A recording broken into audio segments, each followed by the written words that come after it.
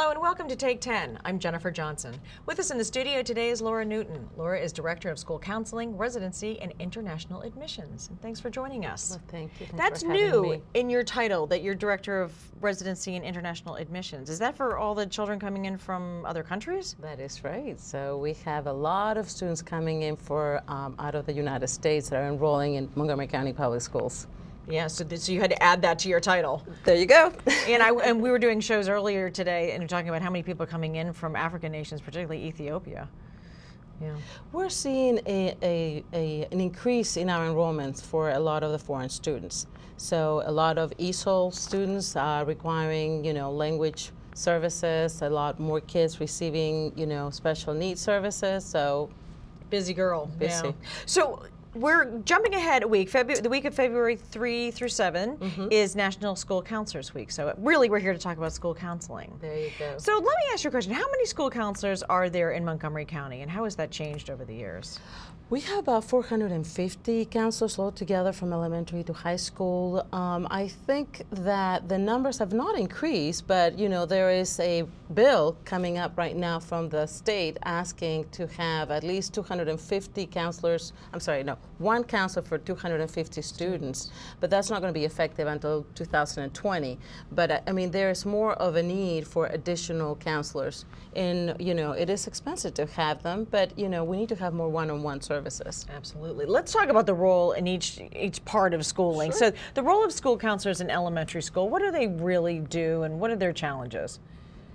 Well, I think that when kids are young, I think that they need to learn more skills and knowledge about social emotional learning, how to get along with other kids, be aware of their surrounding, making responsible decisions.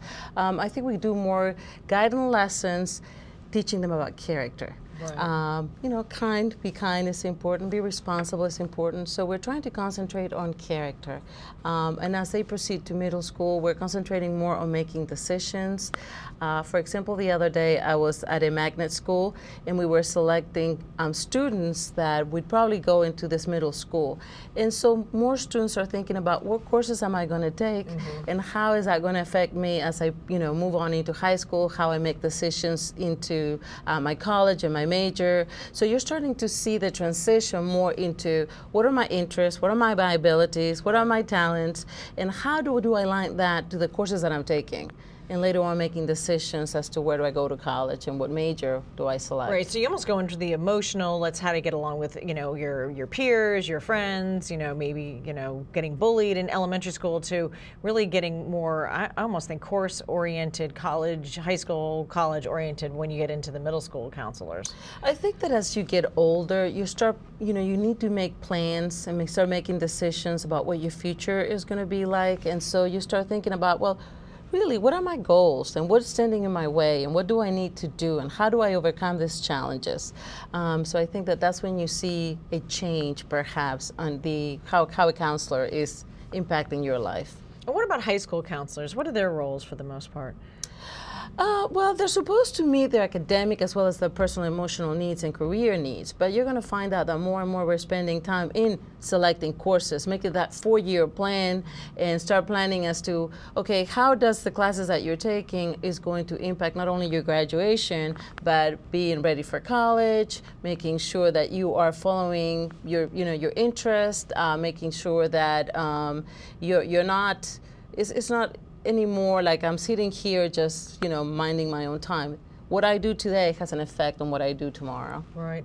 Do the counselors in elementary school, what would you say are their biggest challenges or the biggest problems they face? Is it bullying? Is it what's the biggest problem with the things they see with kids? Well, I think that you hear a lot about bullying these days, but I think that with elementary kids, they're young, and they need to know how to make friends, how to create relationships, know about their emotions, how do I handle those emotions? Do I know when I'm sad versus when I'm angry? When I'm frustrated, how do I deal with these feelings, right. And how do I react? And making sure that that how you react affect the people around you. Do parents know that the counselors are there for them and the kids, or in my day, a parent would never come in and talk to a school counselor, but that's changed, hasn't it? Well, yes, I do think that we work very closely with the parents because they do have concerns and they come into the schools. And as far as I know, they should know that we have a counselor in each of the elementary schools. And the students do know because we do classroom lessons. So the counselor is in every classroom teaching them about different social emotional skills. What is the first, if you're a parent sitting at home watching this and you have concerns about your child in the school, is the first step to go to the counselor, or what's the first step that you would recommend? Well, it all depends what is the concern, because different students have different needs. If it's academic and you want to know, if it's just a regular, like you're not doing your homework, you may talk to the teacher to find out, are you doing your homework? Are you not doing your homework? But if you have more concerns that there could be some specific barrier that is affecting learning, then I would make an appointment and talk to the counselor so that we find out a little bit more about what's going on with the students. Do we need to refer them for assessments, or is it just something normal, that the kid is going through, that maybe something else is interfering with, their academic learning? How much training do you have to go through with counselors to talk to them, especially about things like the digital age, these kids using, Twitter and their, Facebook and Snapchat and all that? Do you go through periodic training to talk to them about the changing digital world? Oh, wow. We have staff development on a regular basis. That's part of what my office does. So we meet on, on a monthly basis, and we bring out any issues that we think is important, so we keep them updated. So whether it's digital, whether it's technology, whether it's social emotional, college, career, we're always constantly updating them with the latest information. What are you telling your counselors going back to high school about getting kids ready for their post high school life? What are they really focusing on now? Well, I think that we are finding out that more and more students that have academic potential, that do well, are maybe not enrolling in college or not pursuing a college education. So I think that early on in the 9th grade, we need to make sure that the students understand their interest.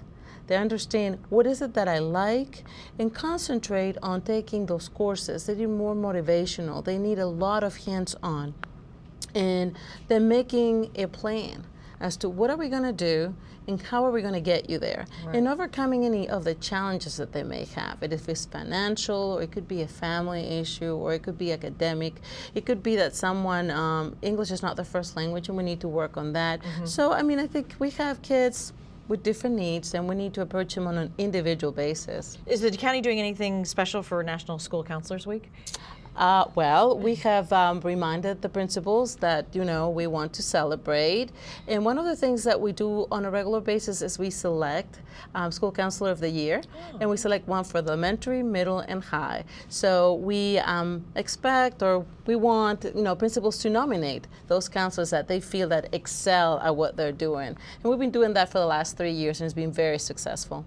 Okay, so you'll come back and you'll tell us who won that. Oh, okay. And what they've done so special. I mean, it's a really tough job, I know, especially with the changing economy, the difficult economic times we've had. It's a very difficult job, and you guys are highly commended. Well, thank you. I think that in order to be a counselor, it's not just a job, it's a vocation. You really need to feel in your heart that you're making a difference in children's lives.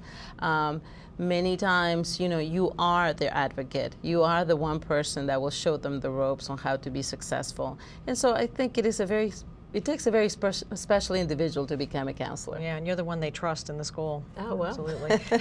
Laura, thank you very much. Thank you for joining us. Oh, you're welcome. And thank you for giving us a few minutes of your time. Remember to visit us on the web at the link on your screen. I'm Jennifer Johnson. Join us next time here on Take 10.